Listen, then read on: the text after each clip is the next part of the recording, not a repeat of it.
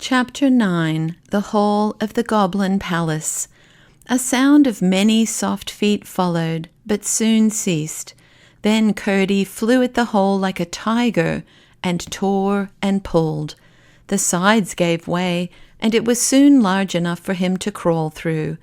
He would not betray himself by rekindling his lamp, but the torches of the retreating company, which he found departing in a straight line up a long avenue from the door of their cave, threw back light enough to afford him a glance round the deserted home of the goblins.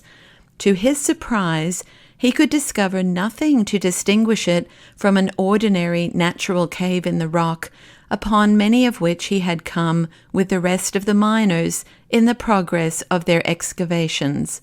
The goblins had talked of coming back for the rest of their household gear. He saw nothing that would have made him suspect a family had taken shelter there for a single night. The floor was rough and stony, the walls full of projecting corners, the roof in one place 20 feet high, in another endangering his forehead, while on one side a stream, no thicker than a needle it is true, but still sufficient to spread a wide dampness over the wall, flowed down the face of the rock. But the troop in front of him was toiling under heavy burdens. He could distinguish Helfer now and then, in the flickering light and shade, with his heavy chest on his bending shoulders, while the second brother was almost buried in what looked like a great feather bed. "Where do they get the feathers?" thought Curdie, but in a moment the troop disappeared at a turn of the way, and it was now both safe and necessary for Curdie to follow them, lest they should be round the next turning before he saw them again, for so he might lose them altogether. He darted after them like a greyhound. When he reached the corner and looked cautiously round, he saw them again at some distance down another long passage. None of the galleries he saw that night bore signs of the work of man, or of goblin either. Stalactites, far older than the mines, hung from their roofs, and their floors were rough with boulders and large round stones, showing that there water must have once run. He waited again at this corner till they had disappeared round the next, and so followed them a long way through one passage after another. The passages grew more and more lofty, and were more and more covered in the roof with shining stalactites. It was a strange enough procession which he followed, but the strangest part of it was the household animals which crowded amongst the feet of the goblins. It was true they had no wild animals down there, at least they did not know of any, but they had a wonderful number of tame ones. I must, however, reserve any contributions towards the natural history of these for a later position in my story. At length, turning a corner too abruptly, he had almost rushed into the middle of the goblin family, for there they had already set down all their burdens on the floor of a cave considerably larger than that which they had left. They were as yet too breathless to speak, else he would have had warning of their arrest. He started back, however, before anyone saw him, and, retreating a good way, stood watching till the father should come out to go to the palace. Before very long, both he and his son Helfer appeared, and kept on in the same direction as before, while Curdie followed them again with renewed precaution. For a long time he heard no sound except something like the rush of a river inside the rock, but at length what seemed the far-off noise of a great shouting reached his ears, which, however, presently ceased. After advancing a good way farther, he thought he heard a single voice. It sounded clearer and clearer as he went on, until at last he could almost distinguish the words. In a moment or two, keeping after the goblins round another corner, he once more started back, this time in amazement. He was at the entrance of a magnificent cavern of an oval shape, once probably a huge natural reservoir of water, now the great palace hall of the goblins. It rose to a tremendous height, but the roof was composed of such shining materials, and the multitude of torches carried by the goblins who crowded the floor lighted up the place so brilliantly that Curdie could see to the top quite well. But he had no idea how immense the place was until his eyes had got accustomed to it, which was not for a good many minutes. The rough projections on the walls and the shadows thrown upwards from them by the torches made the sides of the chamber look as if they were crowded with statues upon brackets and pedestals, reaching in irregular tiers from floor to roof. The walls themselves were, in many parts, of gloriously shining substances, some of them gorgeously coloured besides, which powerfully contrasted with the shadows. Curdie could not help wondering whether his rhymes would be of any use against such a multitude of goblins as filled the floor of the hall, and indeed felt considerably tempted to begin his shout of 1, 2, 3, but as there was no reason for routing them, and much for endeavouring to discover their designs, he kept himself perfectly quiet, and, peering round the edge of the doorway, listened with both his sharp ears. At the other end of the hall, high above the heads of the multitude, was a terrace-like ledge of considerable height, caused by the receding of the upper part of the cavern wall. Upon this sat the king and his court, the king on a throne hollowed out of a huge block of green copper ore, and his court upon lower seats around it. The king had been making them a speech, and the applause which followed it was what Curdie had heard. One of the court was now addressing the multitude. What he heard him say was to the following effect: "Hence it appears that two plans have been for some time together working in the strong head of His Majesty for the deliverance of his people. Regardless of the fact that we were the first possessors of the regions they now inhabit, regardless equally of the fact that we abandoned that region from the loftiest motives, regardless also of the self-evident fact that we excel them so far in mental ability as they excel us in stature, they look upon us as a degraded race and make a mockery of all our finer feelings. But the time has almost arrived when, thanks to His Majesty's inventive genius, it will be in our power to take a thorough revenge upon them once for all in respect of their unfriendly behaviour. May it please your Majesty," cried a voice close by the door, which Curdie recognized as that of the goblin he had followed. "Who is he that interrupts the Chancellor?" cried another from near the throne. "Glump," answered several voices. "He is our trusty subject," said the king himself, in a slow and stately voice. "Let him come forward and speak." A lane was parted through the crowd, and Glump, having ascended the platform and bowed to the king, spoke as follows: "Sire, I would have held my peace had I not known that I only knew how near was the moment to which the Chancellor had just referred. In all probability, before another day is past, the enemy will have broken through into my house, the partition between being even now not more than a foot in thickness. Not quite so much, thought Curdie to himself.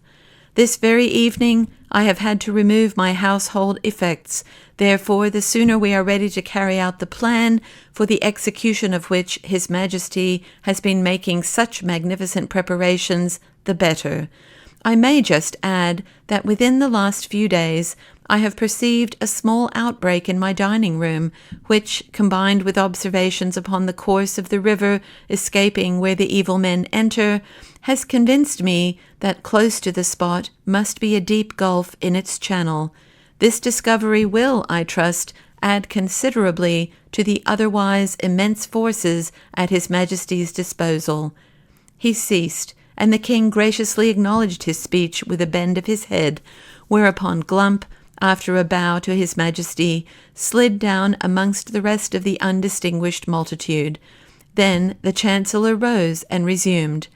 "The information which the worthy Glump has given us," he said, "might have been of considerable import at the present moment, but for that other design already referred to, which naturally takes precedence.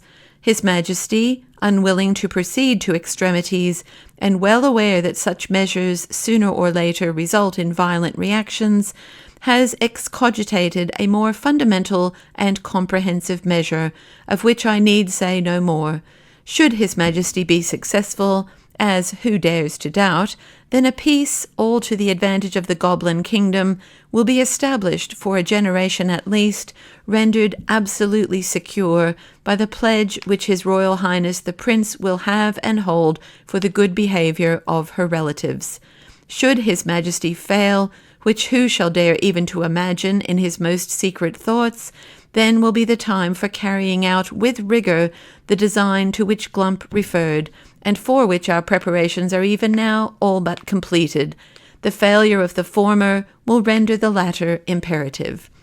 Curdie, perceiving that the assembly was drawing to a close, and that there was little chance of either plan being more fully discovered, now thought it prudent to make his escape before the goblins began to disperse, and slipped quietly away.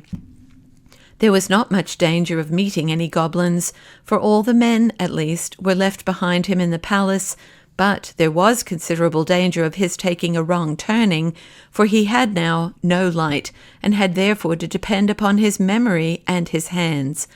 After he had left behind him the glow that issued from the door of Glump's new abode, he was utterly without guide, so far as his eyes were concerned. He was most anxious to get back through the hole before the goblins should return to fetch the remains of their furniture. It was not that he was in the least afraid of them, but as it was of the utmost importance that he should thoroughly discover what the plans they were cherishing were, he must not occasion the slightest suspicion that they were watched by a miner. He hurried on, feeling his way along the walls of rock. Had he not been very courageous, he must have been very anxious, for he could not but know that if he lost his way, it would be the most difficult thing in the world to find it again. Morning would bring no light into these regions, and towards him least of all, who was known as a special rhymester and persecutor, could goblins be expected to exercise courtesy. Well might he wish that he had brought his lamp and tinder-box with him, of which he had not thought when he crept so eagerly after the goblins. He wished it all the more when, after a while, he found his way blocked up and could get no farther. It was of no use to turn back, for he had not the least idea where he had begun to go wrong. Mechanically, however, he kept feeling about the walls that hemmed him in. His hand came upon a place where a tiny stream of water was running down the face of the rock. "What a stupid I am," he said to himself. "I am actually at the end of my journey. And there are the goblins coming back to fetch their things," he added, as the red glimmer of their torches appeared at the end of the long avenue that led up to the cave. In a moment he had thrown himself on the floor and wriggled backwards through the hole. The floor on the other side was several feet lower, which made it easier to get back. It was all he could do to lift the largest stone he had taken out of the hole, but he did manage to shove it in again. He sat down on the ore heap and thought. He was pretty sure that the latter plan of the goblins was to inundate the mine by breaking outlets for the water accumulated in the natural reservoirs of the mountain, as well as running through portions of it. While the part hollowed by the miners remained shut off from that inhabited by the goblins, they had had no opportunity of injuring them thus, but now that a passage was broken through, and the goblins' part proved the higher in the mountain, it was clear to Curdie that the mine could be destroyed in an hour. Water was always the chief danger to which the miners were exposed. They met with a little choke damp sometimes, but never with the explosive fire damp so common in coal mines. Hence they were careful as soon as they saw any appearance of water. As the result of his reflections while the goblins were busy in their old home, it seemed to Curdie that it would be best to build up the whole of this gang, filling it with stone and clay or lye, so that there should be no smallest channel for the water to get into. There was not, however, any immediate danger, for the execution of the goblin's plan was contingent upon the failure of that unknown design which was to take precedence of it, and he was most anxious to keep the door of communication open, that he might, if possible, discover what the former plan was. At the same time, they could not resume their intermittent labours for the inundation without his finding it out, when by putting all hands to the work, the one existing outlet might in a single night be rendered impenetrable to any weight of water, for by filling the gang entirely up, their embankment would be buttressed by the sides of the mountain itself. As soon as he found that the goblins had again retired, he lighted his lamp and proceeded to fill the hole he had made with such stones as he could withdraw when he pleased. He then thought it better, as he might have occasion to be up a good many nights after this, to go home and have some sleep. How pleasant the night air felt upon the outside of the mountain after what he had gone through in the inside of it! He hurried up the hill without meeting a single goblin on the way, and called and tapped at the window until he woke his father, who soon rose and let him in. He told him the whole story, and, just as he had expected, his father thought it best to work that load no farther, but at the same time to pretend occasionally to be at work there still, in order that the goblins might have no suspicions. Both father and son then went to bed and slept soundly until the morning.